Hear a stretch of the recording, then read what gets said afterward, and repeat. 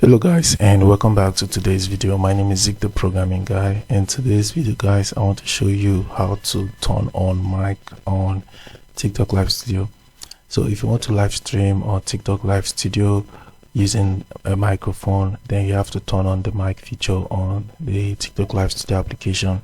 So let's see how we can actually do it. So the first step to take guys is to open TikTok Live Studio application on your PC, and then what you have to do next is to log into your account. After that, you have to actually of course add a scene and also a source right here, just like I've done.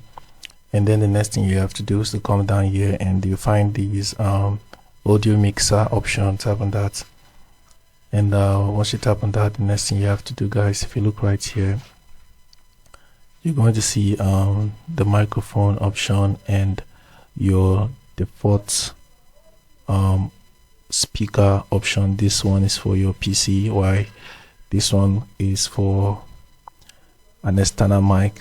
Alright, so what you have to do guys is to come over here for the microphone, come over here, tap on that, and you're going to see the option to